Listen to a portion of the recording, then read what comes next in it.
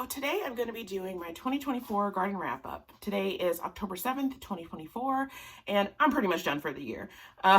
So I thought it'd be fun to share my garden experience this year and hopes to do this next year or next season.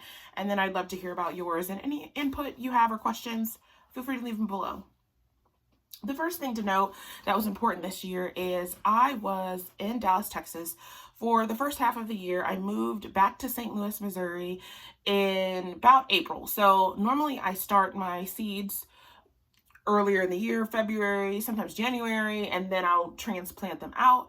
But this year that was just not an option, so definitely impacted my varieties that I was able to grow, the timing of everything, and also budget-wise, it was just a hit, but it was well worth it. I am gardening in currently St. Louis, Missouri, zone 6B previously. I think we got bumped up to 7, but 6B, 7-ish, somewhere around there. So another thing is I, for the first time this year, had a yard to grow in. That was new. Previously, I had been gardening in apartments and condos, and so that means decks that are covered where the light comes in all funky and they're next to trees, so they got hit by bugs and birds, and it was just really frustrating. So this is the first year that I got to grow optimally, but I still did grow in buckets, but still a successful year even with that included. It was also a fairly rough financial year, so I would end up relying on this garden more than any other year. I have never actually had to rely on my garden before, but this year really came in clutch. So I'm really glad I had it, even though I had to spend the extra money buying it. And in fact, when I was buying the starts, I was like, is this really worth it? Because I mean, they're expensive, especially this year, you know, inflation and everything, $3, $4 a plant sometimes. And oh, it was worth it. Little did I know in April the things I would encounter later in the year. So I'm really glad I did this. So let this be an encouragement to you. It's never a waste. Never a waste to grow your own food, even just to supplement your stuff. Anyways, so to recap kind of the weather, earlier in the season, April, May-ish, there was a lot of rain. And with a lot of rain, that meant a lot of slugs. Now, before I get into it, one thing I saw, like in the forums and the groups that I'm in, is a lot of people were being drowned with the rain, and they were like, my plants are suffering, and people were just like, you just gotta kind of wait it out. With any problem, just know that there's always a solution, and the way to get to the solution is find the root issue. The root issue necessarily isn't the rain, which you cannot control. It is the fact that the water is getting on your plants. So some ideas to tackle that is to maybe put a tarp, like put like some stakes or some posts or something in the ground, put a piece of tarp or plastic or something, angle it so that basically the water flows off the tarp, and then take it down when it stops raining so that the plants can get sun. But that's just a way to keep a lot of the water out. Again, you don't need to keep all the water out. Plants are fairly resilient. They can handle water, but it's just the downpours of rain that we're in. That's one way to kind of tackle that. Now, fortunately for me, I did not have as big a problem with that just because of the timing of when I planted everything. And I think the varieties and the fact that they were in buckets, I think really helped. But I just saw some people struggling with that, so I thought I'd share that. But I did struggle with slugs, and I tried everything. Oh my God. I tried the lime, didn't work. They did not go through it 1 second. I tried the beer traps. They weren't falling in. The thing that helped is when I would go out at night and put them in a salt, like cup. I would take a cup or take 2 cups because I don't want to touch them, and like put some salt on them directly or dump them in the cup and then salt them. That's the only thing that really helped. And then eventually like the rain stopped, so like the problem stopped. So that's all I had for this year. Maybe next year I'll come up with a better solution, but this year not super successful with that. But my garden rebounded with no problem, so that was great. One thing about slugs though is they normally don't like to come out during the day. So the slug damage will look like almost like human-like bites in the leaves of things, and you're like, what the fuck? Like, what is that? Because at first I thought it was caterpillar damage or like hornworm damage, but I was not seeing any. So that's my clue. When I don't see any worms around or like any like moths around and they look like big bites out of things, those are slugs. And if you see a slug, you'll see them at night, and then you'll also see them when it rains.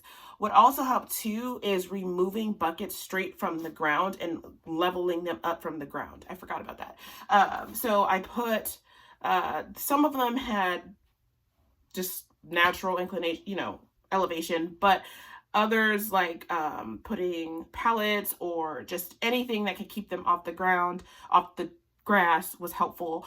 Any buckets that you can put on concrete, I found the ones on the patio concrete did really well. It was the buckets that were in the grass that were really, really struggling, and they can climb up buckets. So just watch out for that. And that was the best I got this year, but it was really effective. The plants didn't sustain too much damage, and it didn't really affect the harvest in the end. As we know, onto the weather again, there was a lot of heat. So right after the rain, it was downpour, then drought. No rain, large periods of time, extremely high heat, humid heat, and then dry heat. It was weird. So what you can do for that, and what I found to do, is I had shade cloths. I can probably link some of the ones I bought before. I would put them on some kind of stake, like even tiki torches. Like I just bought those little cheap tiki torches from Lowe's. I've tried those.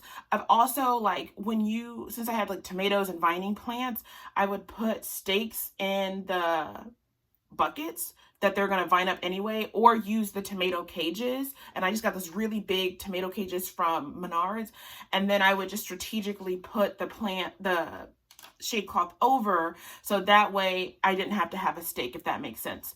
So that really helped with the heat.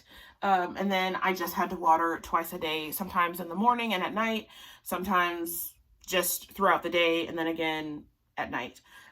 That was really helpful. This year I also had a compostable bucket. That was my first time really getting to compost, which was really, really cool, as well as putting just 5-gallon buckets out for the rain. Now, what I did this year too that was new is I put a bucket on top of, like, right under the gutter, so that when it rained, I could just kind of capture that water. So that was helpful. Having rainwater this year was really nice, and having compost this year was cool too. One thing I noticed about this year, unlike any other year, is that for me personally, there were very few pests until later in the year.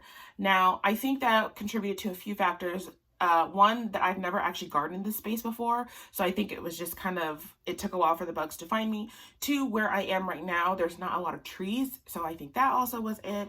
And heat.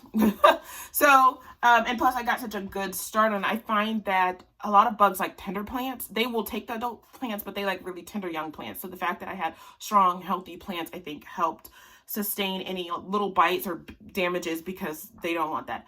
Plus, I stayed on top of watering this year. So if you know anything about spider mites like dry weather. So I can link a post I did down below to how to know spider mite damage, what it looks like, things like that. I've got a post down below.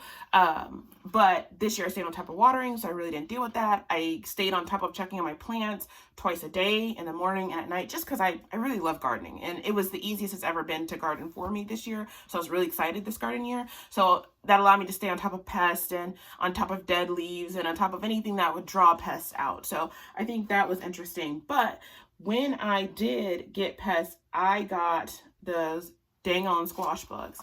My God, they came with a vengeance. But by that point, I already gotten a lot of squash, more squash than I could ever use.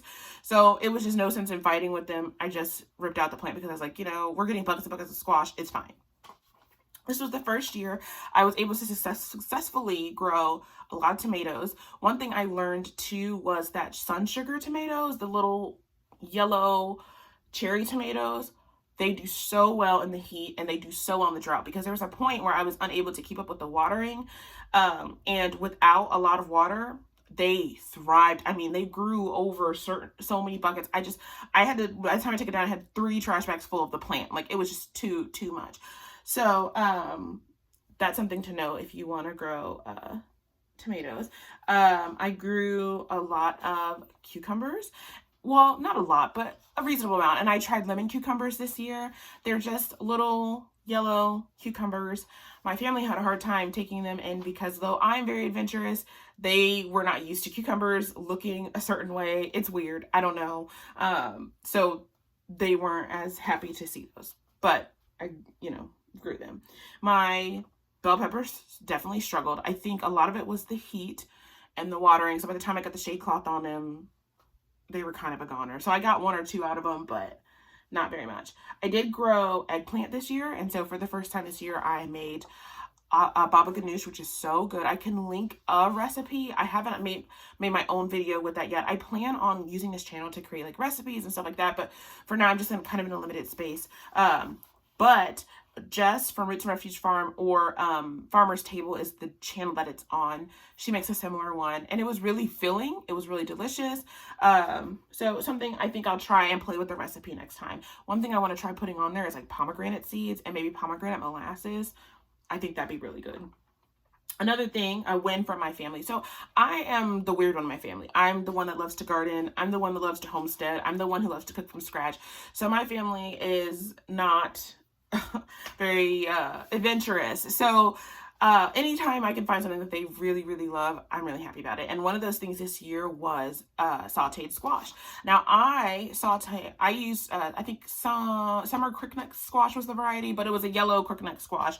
And all I did was I rinsed it off, I sliced it up, and then I put it with some, oil or butter in the bottom of the pan. I sauteed some garlic and onions, and then the seasonings were onion powder, garlic powder, Creole seasoning, a little bit of salt and pepper, and it was a hit. And in fact, even though the season is done, they're still asking me for more squash. So I'd say that it was a win. I did grow sunflowers for the first time this year. That was really successful. So that was really good. My onions. Oh my God. I have never grown onions successfully before. I've tried many, many, many times, but this was the first time I grew like a basket full of onions, and they were little onions because honestly, I had the self-defeating thought when you failed so many times, it's like at a certain point, it's just, I've tried so many times, I'm expecting it to fail, but I'm going to try it anyway. So honestly, I was not keeping high hopes for them. So when they started to bulb up, it's like, and I grabbed them and I harvested them, and they ended up coming in clutch this year, because when my budget went pretty much to zero for food, I was able to basically make all of the delicious recipes, gourmet recipes that you would say is gourmet, but it was kind of struggle meals because I had a lot of vegetables in my garden and I had a lot of herbs in my garden too. I mean, just having the basil made it so that I can make pesto. Instead of taking pine nuts, I went to Aldi, I got me some sunflower seeds, and I used that in place of the pine nuts, and you would have never known the difference. I made, like I said, the baba ganoush, the squash, just so many things. A lot of tomato sauce, salsa, spaghetti sauce that was able to supplement my food. I also this year made this sweet potato hash that was so good. So gardens, even though I hear a lot of people saying, oh, well, you can't grow all of your food. And it's like, the fact that it helped me when my budget was zero, I was able to say, okay, what can I use from my garden to make a meal was worth it to me. And I think people forget that they're so busy thinking about the cost. And I'm like, you can't put a price on food security and being able to make food for yourself. That's just my thoughts. The other thing I was able to do this year for the first time was save seeds. I've been wanting to save seeds for so long. So finally I had this space and the right growing conditions to save like my dill seeds and stuff like that. So that was really cool. One thing I learned is I've been gardening for a while. I've been gardening for at least 4 or 5 years. And it has always been so difficult because I was growing indoors and I was growing with lights, and then I was growing just in suboptimal spaces. And so this year really taught me a lot of my failure was not me. It was just the environment that I was trying to grow in. And that has been a synonym for my life this whole year, about like all of the failures that I've had in my life, all of the feelings of inadequacy boiled down to the fact that I was just in the wrong environment. So anyways, I just thought that was something worth noting this year. Today, now we're going into the fall. Normally I would garden, but this year I just not feeling it. It's starting to get weirdly cold. This is right after all of the hurricanes have been very devastating in the south. So here, it's not, sorry, that's my dog. So for here, it's just getting cold and kind of overdraft. So I think I'm just going to call it quits for this year and try again next year. I hope to be at a different place next year. But it was certainly great growing in optimal conditions, though in buckets. I grew strawberries. We harvested so many strawberries. I grew cabbage. I grew squash. I grew cilantro. I grew different types of tomatoes, and they were so delicious. And it was so great sharing with my family, because when Jess says, grocery store tomatoes taste like disappointment. They really do. And so I was able to show my family, like, this is the difference of what I've always been talking about, of what real food tastes like. And it was so great getting to give them that experience and seeing the massive difference. So yeah, I would love to know any thoughts that you have about this video, or anything you want to comment about your growing experience and what happened this year. In this channel, I hope to start conversations and bring community. And so anything that you want to share that will do that, I would love to hear about. Okay, thanks. Bye.